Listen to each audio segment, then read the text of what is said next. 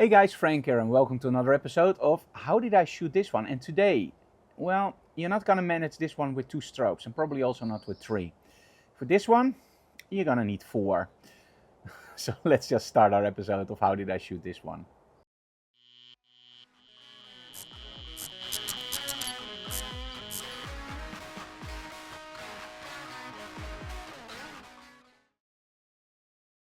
Now, during the workshops, of course, we tried different kinds of setups. Now, some people think that I only do setups that are high contrast or that are more complicated. And although I gravitate towards those setups, I just love that contrast in the images.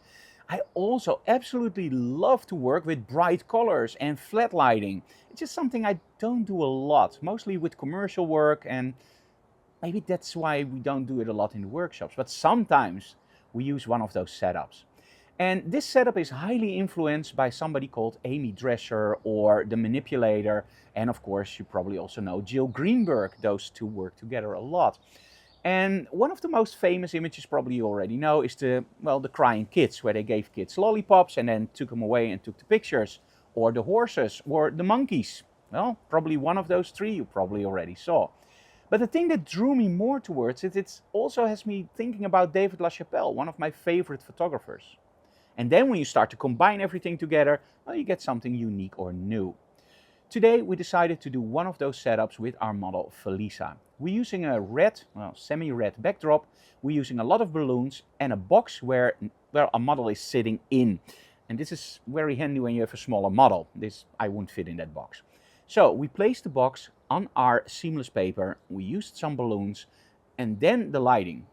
Well, if you use flat lighting, the thing that I don't like about flat lighting is I lose my 3-dimensionality.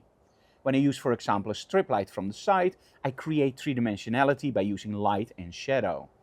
And when you use just one big softbox from the front, well, somehow it just looks flat. And then a seamless backdrop, there's no depth in the backdrop, so yeah, not really my thing. But in this case, you can of course also use the opposite of shadow, and that's highlights.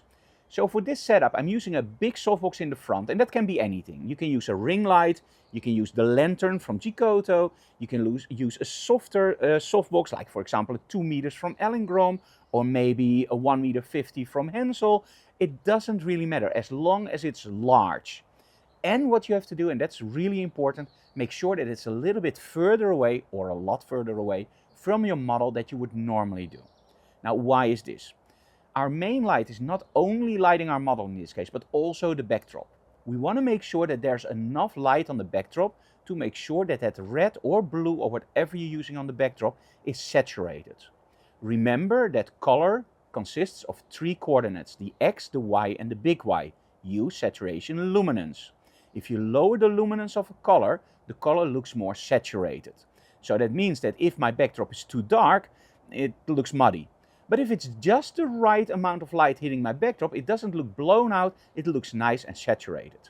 So that's why we're moving the light further away from our model. Remember, inverse square law, move your light closer to the model, the light falls off, backdrop becomes darker. Move your light further away, backdrop becomes lighter. Of course, in between you have to remeter on your model.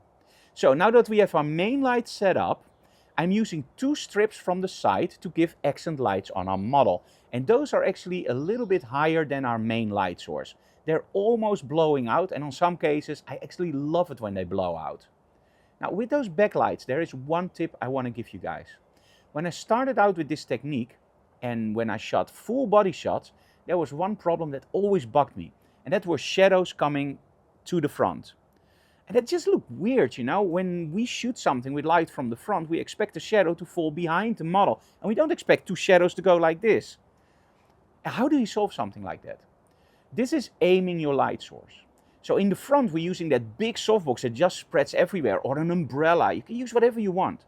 But for that backlighting, we're using strip lights with a grid. And in this case, they're just standing like this. But if you shoot it without any stuff in the front and without any grids, it helps to not place your strip lights like this or this, but aim them like this, slightly up. And that prevents, together with the strip light and the grid, that there are shadows falling towards you. If there's still a little bit of shadow there, you can take that out in Photoshop easily. So we have our main light source, We have our 2 accent lights, but there's still no depth. And that's when we're using our 4th strobe. And our 4th strobe in this case is a Giotto with the Rogue magnetic system and 1 grid. The nice thing about the magnetic system is that we can also stack grids. So if 1 grid doesn't give me exactly what I want, I can always use another one, or for example use the snoot. It's a great system. So, backdrop, that nice round light we all know from pinup photography, right? Then the 2 accent lights, a bright colored backdrop, and of course our model with flat lighting. The only thing she now has to do is act, and for me to find the proper angle. Because if I shoot this from the front, which I normally love, I create a distortion of the wide angle. But in this case, with these kinds of shots, it's actually much cooler to use compression. Move all the way to the back and zoom in. But for you guys, experiment it with both. Use your wide angle. Only problem is you have to do some Photoshop to make sure that the backdrop, of course, is screen filling. Because when you use your wide angle, you probably are shooting a little bit more like this. So the backdrop isn't wide enough.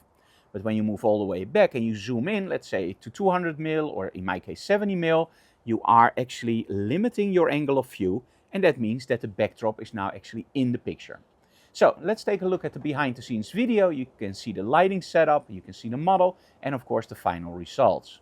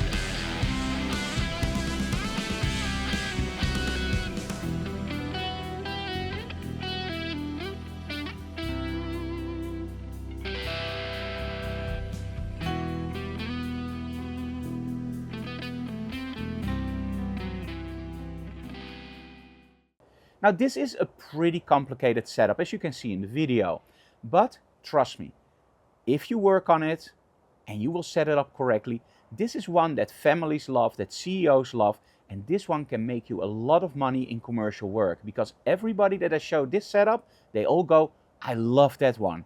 So, well, take your benefit from it. You see the setup. The only thing you need is 4 strobes and some modifiers and figuring it out. I highly recommend testing this out first with a mannequin or a doll.